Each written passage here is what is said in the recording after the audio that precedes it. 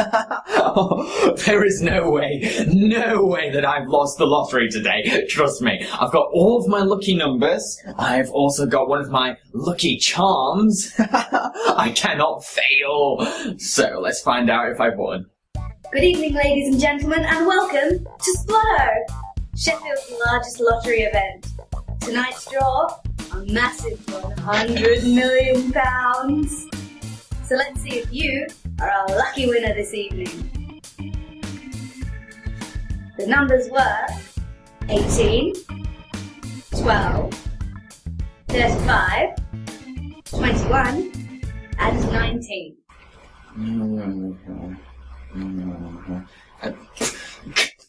None of my numbers won. None of them. Think of what I could have got with all that money. £100 million.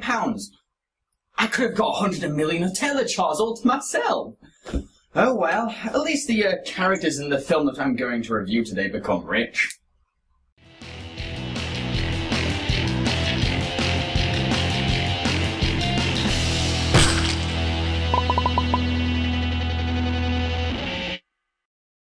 Millionaire Dogs is a German hand-drawn animated feature film. It follows a homeless dog called JD, who ends up living in a lavish pet house villa owned by the kind-hearted Miss Lily. When Miss Lily sadly passes away, the pets inherit the villa and $1 million. Unfortunately, Miss Lily's nephew and niece want to live in the villa, so they intend on driving the pets out. I remember this being screened frequently on Cartoon Network now and again, back when I had satellite television as a kid.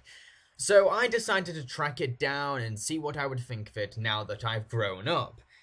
I think that this movie is very obnoxious and overactive.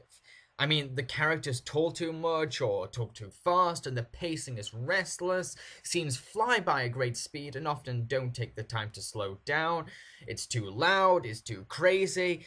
So I had trouble connecting to the story and characters on screen because the film was often too fast and energetic for me to follow. The only part of the film where things calm down is when Miss Lily passes away.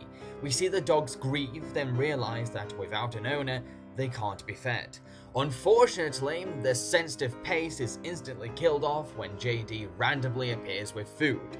Now, this is before when the dogs inherit $1 million, so how the hell did a homeless dog afford all that food? He couldn't have scrounged it all, especially under a few minutes. I mean, the film opens up by showing how difficult it is for JD to find food on the streets. It's lazy writing. The writers couldn't be asked to pen a set piece where the dogs try to achieve food by pour, so instead they serve the pets with a delicious helping of Deus Ex Machina. Every time the film tries to add a conflict to the story, it rushes by. I mean, most of these conflicts are solved in an instant. It's not very interesting to watch a character get over their obstacle with such ease. A conflict needs to be gripping, engaging, and come across as difficult. For example, when each of the pets end up in dangerous locations, they're rescued moments later. These rescues look so simple that they make the conflict seem boring and unthreatening. It's like the writers couldn't be bothered to write enough exciting material, so they typed, "Then the dogs got rescued." What about the finale? Well, spoiler alert for those who don't want to know about the climax. Okay? Right. So, the big showdown between the pets and the twins is pretty decent and probably the only exciting part of the movie. We see the pets work together as they use their imagination, teamwork, and creativity to drive the twins out of the house. It's nothing fancy or amazing, but it's better than what the rest of the film has to offer. What about the characters? Well, JD is possibly the only decently written character in the whole film. He's self-confident, self-motivated, and he has a knack for encouraging others to try hard. He's also the only pet who doesn't indulge in his inheritance, which makes him come across as financially responsible. He has a violent and aggressive side to him that gives his personality an edge. This edge is plausible because he's led a life on the rough streets, where he's had to learn to defend himself. And it's a character flaw that showcases his dark side, which adds a dimension to his character, and makes him come across as interesting. Bella is one of the worst written female characters I've ever come across. She spends most of the movie trying to be seductive and sexy. Not much else is developed for her personality. Actually, I don't think she has any personality. She's just there to be a pretty love interest for JD to ogle over and rescue. Dear writers, women have charisma too, and they don't just exist to please men or be their trophies. Make sure to write your female characters with dignity and make them interesting. Thank you. There's also Emo the parrot, who's really irritating. He has a screechy voice, rarely ever shuts up, and comes across as really obnoxious. I couldn't tolerate him and never found him to be funny or entertaining. The rest of the pets are made up of a teenage puppy who loves music, a guard dog with brute strength, and a clever dog who loves science. They're not developed that much and stick to their basic tropes. Each of them seem like stereotypes dragged off a Saturday morning cartoon. The villains of the film, a pair of repulsive-looking twins, are despicable, flamboyant, and self-involved. I think there's some potential in these antagonists. I mean, they have very memorable designs, and I admire their determination.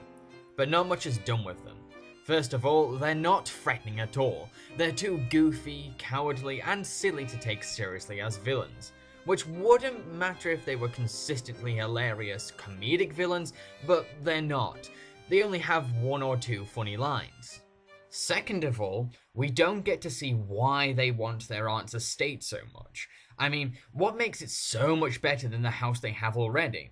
Actually, I don't know. We never get to see their house. So why should I sympathize with their motivation to live in this new one? I doubt that the one they have already is any bad when they dress so fancy and have a swish car. They don't even do anything interesting once they do get the house. They just eat TV, dinner, and sleep. They can also get really annoying, especially when they finish each other's sentences and have obnoxious slapstick pratfalls. What about the animation for Millionaire Dogs? Well, it's a mixed bag. On one hand, the character animation for the twins is pretty decent. There's a lot of personality in their movement. But on the other hand, there are some really clumsy and distractingly bad animated shots in this film. What makes them so bad? Well, I noticed skips between the frames, characters' expressions are limited or hard to read, sometimes there's a reliance on the looping of frames, and characters' eyes can look static or cold. Sometimes there's a decent shot or two, but for the most part the way that the animators move or position characters can look really awful and crude. I watched this movie in its US dub format, and boy is it a messy dub. The syncing is off a lot of the time, characters talk too much, and some of the voices are bland, annoying, unemotional, or stale. The recording can sometimes be either too loud or too quiet, plus some shots look like they're missing a voiceover, as if a character's mouth is moving with no sound. However, only some of the voices are crummy. JD has a charming voice and sounds a bit like Martin Sheen. The music score has a lot of strength, but it sounds like it's trying too hard. It puts too much majesty and drama into scenes that need a more reserved tone of music. A music piece needs to suit the scene it's attached to. This helps create the right tone or atmosphere. The soundtrack also features some pop songs. These pop songs often play over dialogue and often sound louder than the dialogue too. What are we supposed to be listening to? The lyrics of the pop song or the lines from the characters? Only one should be relevant because I can't pay attention to both at the same time. To conclude, Millionaire Dogs is a mediocre and lazy effort. It's a clumsy and obnoxiously hyperactive movie. The narrative seems like it's too eager to get scenes out of the way and finish itself off. A lot of the animation is some of the worst I've seen since A Car's Life or The Red Baron. The soundtrack tries too hard to compete with the dialogue, the villains look great but they're very underdeveloped and really annoying. Millionaire Dogs' only redeeming factors are its likeable lead hero and a decent finale, but these things are not enough to save a feature-length film. Sure, JD is cool, but the rest of the characters are a pain in the neck. And sure, the finale is fun, but the rest of the movie is made up of weak storytelling and a supersonic pacing. I give it 2 rabid stars out of 5. So, let's see if you are our lucky winner. Firstly, Good evening, ladies and gentlemen, and welcome to Splotto! We're in Sheffield. Okay. Now I have forgotten everything. None of my... None of them!